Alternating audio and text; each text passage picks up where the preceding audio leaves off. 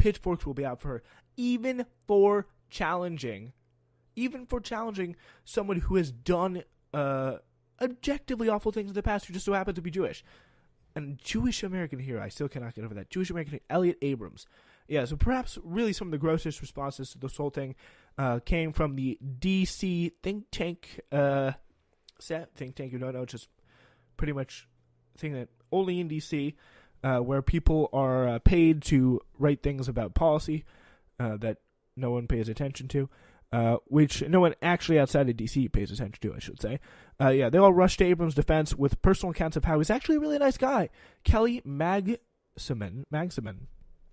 Bush and Obama appointee, whose last job prior to joining the Center for American Progress was a deputy assistant Secretary of Defense of the Obama administration, posted and then deleted a tweet calling Abrams a fierce advocate for human rights and democracy, only nodding towards Abrams' crimes as serious professional mistakes.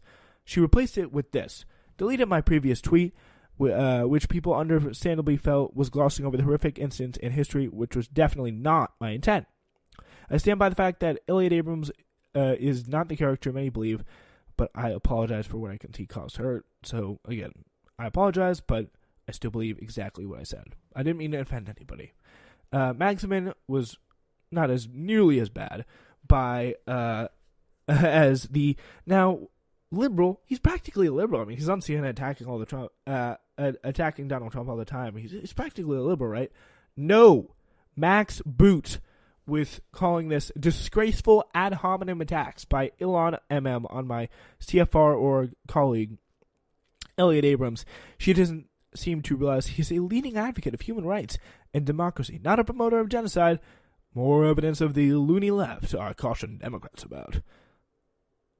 All right, I'm sure we'll be taking advice from the smartest man on all politics, Max Boot, the guy who literally believes things that are so unpopular, he feels without there's no party. Like no one cares what he thinks outside of no one even knows who he is.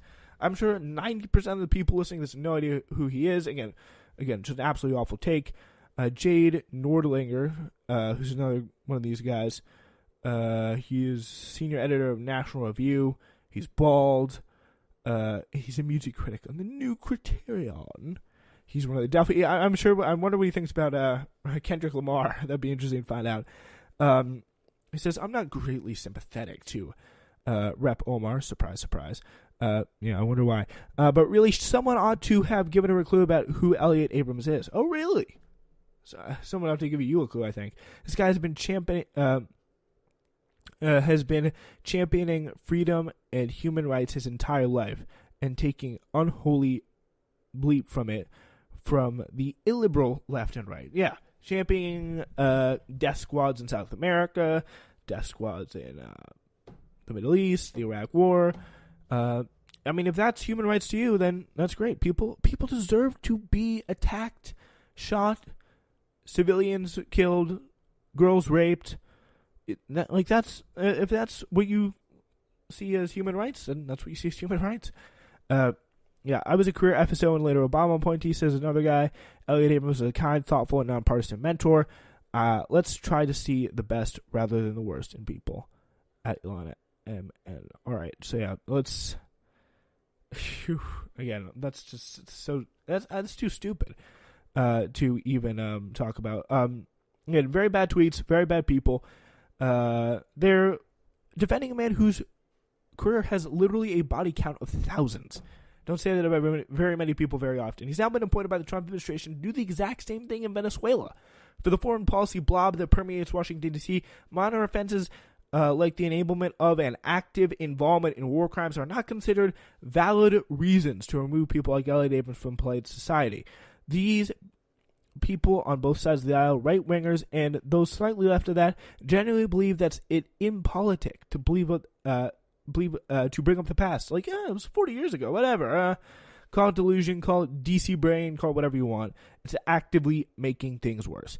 This whole episode is an exercise in what happens when the most powerful people in America are shielded from the consequences of their actions. The failure to prosecute anyone in the Bush administration for the Iraq War has produced a society where an alarming amount of people believe that George W. Bush was a good president, and that Iran-Contra was irrelevant, and Max Boot and Bill Kristol and other people like that could be welcomed back into society as good people. So there is no doubt driven by the fact that our current Republican there's no doubt, again, driven by the fact that the Republican president is garnered so much just genuine hate, and deservedly so. The failure to really hold people account for Iran-Contra, the worst scandal in American history, has produced a society where Abrams is back doing the same thing again, and Oliver North is running the NRA. It's all cyclical. It's all going. It feels like it never ends. It's just the world we're living in, and people like Ilhan Omar are the last floodgates to stopping this cyclical cycle of coups, of trained death squads, of death, violence, blood overseas. And we need to do everything we can as leftists and people actually care about America's impact on the world to just try and stop it. So that's why it's so important. That's also very encouraging, by the way, that I saw Bernie Sanders hit Ilhan Omar's line when she was going through that crisis to give her some support there. All right. Yeah. So, ladies and gentlemen, the legendary Tim Faust. He is a guru on healthcare. And I'm not going to be able to read this whole thing because we are a little bit tight for time here. But it's a preview to what is going to be one of the big debates of this primary season. As healthcare, he writes, has already claimed its prime spot in the great zodiac of policy issues in the 2020 Democratic presidential primary, as it should. Tens of thousands of Americans die a year from lack of health insurance, and in total, nearly half American adults are under 65 are either uninsured or underinsured, meaning they have health insurance plans which don't cover what they need at the prices they can afford. In the coming weeks, Pramila Jayapal is set to release a new Medicare for All bill. And while he says he's generally inclined to distrust the policy gestures of elected officials, and Tim Faust, apparently, though, he read it. He said it's astonishingly, he says, strong, and should become the baseline for federal legislation towards single-payer healthcare. And, yeah, so, but Jayapal's bill joins a pretty crowded mess of 8 other healthcare policies being bandied about by Democrats. You can't really fault anyone really for getting confused when there is so many. There's Medicare for America, the public option, Medicare for All, Medicare Extra for All. It sounds even better than Medicare Extra. Medicare Extra for All seems even better, but it's not. Here's the problem. The problem is of American health finance, not care, but finance can be expressed, he writes, in 2 complementary points. It's extremely profitable to charge a sick person as much as possible, so long as someone is footing the bill. It's not profitable to insure people who are sick or who are likely to become sick. That is the crux of it, and that is why so many people believe there needs to be an independent arbiter. There needs to be a single payer, if you will, the government, who is coming in and taking care of the situation. And that's pretty much that's how you can pretty much sum it up. Here's some of the fundamental components of single payer. A single mandatory risk pool. At the core of single payer is the promise to cover all care for all people. This means that all are included. But nobody can take their contributions and go play ball elsewhere.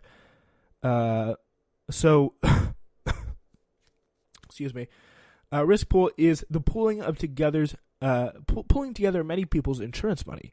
Not many people need very many expensive healthcare at once. 50% of healthcare spending comes from just 5% of the population, and many people who need expensive healthcare will only need it for a short period of time. For example, car accident, hip surgery, something like that. As a result, the larger the risk pool grows, the easier it is to sustain itself. The easier it is to be able to keep that risk pool more intact. As a result, it is going to result really in a significant discount relative to our fragmented private insurance model. That's why Medicare for All, according to even Mercatus Center, Koch brothers studies, actually saves money over time rather than adds to what the government has to spend. As Yeah, so if rich people or people who are currently not in need of healthcare are permitted to say, take their contributions out of the risk pool and spend it on a private option, the risk pool weakens and becomes less able to kind of negotiate lower prices. South Africa is a good kind of example of this. Their citizens, he writes, may withdraw from the public healthcare option and enroll in private insurance instead. As a result, 1/6 of the population, the privately insured, spends just under half of South Africa's health expenditures. These people are disproportionately wealthy and white. Meanwhile, the public insurer can't negotiate prices and covers a disproportionate amount of sick people. Private carve-outs and national risk pool has virtually reenacted the healthcare apartheid in South Africa, and that's something we don't want to go. That's why you have to stay in the risk pool.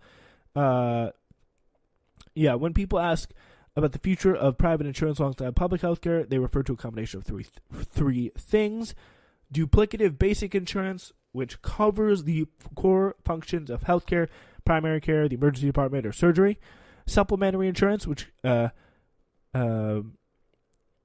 covers things not addressed in public insurance, like pharmaceuticals; and complementary insurance, which offers the bells and whistles on top of the public offering to make money off of rich people who want luxury. So, yeah, that's kind of the hip replacement thing. Duplicative products promoted the collapse of the South African public insurance, thus are not permissible. The public option makes current private insurance duplicative, therefore a lousy plan. So that's a kind of a comparison of what we have to do. And I think the real point here, and this is just beginning of this article, it's a very long article about this, is we need one of the biggest components is what he does here is he kind of lays out the problem, and one of the main components of single payer healthcare, a single mandatory risk pool, is you're in and you're in. So healthcare costs go down for everyone. But the question is, we can address this in the future, or you can actually go out on your own time and read this. It's on splinternews.com. The only guide to Medicare for All that you'll ever need by Tim Faust. If you want to go read it before our next episode of the show, that'd be pretty cool for you to do. Do some supplementary reading. But yeah, we're gonna move on now. But until then, just remember, single mandatory risk pool is the way to go. And the main problem with healthcare insurance, and yeah, we definitely should probably come back to this. I'll make a note of it for our next episode, which actually won't be in a while, sadly. But the problem here is that it's extremely profitable to make money off a sick person, and it's not profitable to insure people who are sick or who are likely to become sick. How do we solve that? With single payer. We'll get more into that in the future episodes of our shows. So our continuing coverage of Medicare for All ahead of this 2020 primary. Maybe you actually do a special episode on it based on this. I don't know. I'm getting full of ideas here. Well, you can follow my Twitter. I'll probably tweet out the most on that. But, yeah, so that's what we got on Medicare for All. It's just a taste of diving under the surface of just possibly, maybe, understanding this very complicated issue of healthcare from a legend, an expert, Tim Faust.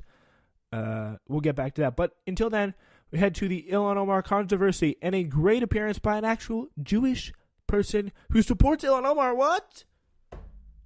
Wow. I can't even begin to comprehend this. It's too crazy. Let's take a listen. This is him on. This is Katie Halper of the Katie Halper podcast on Laura Ingraham. Joining me now, Matt Schlapp, chairman of the American Conservative Union, and Katie Halper, host of the Katie Halper podcast. Matt, let's start with you. Now, Omar has offered something of an apology, and Tlaib said she does not endorse Farrakhan's more controversial views. So is it safe to say the Democrats officially really have an apology? And you would have majority Democrat solid.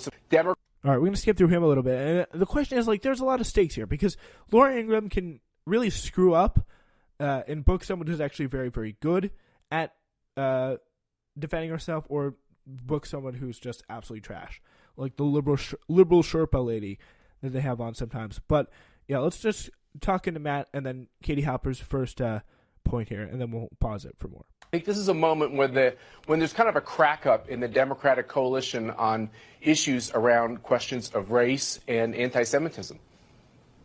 Katie, you say that Shaking her head. Omar's Love comments it. are both not anti-Semitic, and you didn't have a problem, I imagine, with the first comments. No, I mean, I have a problem The apology with smearing was her.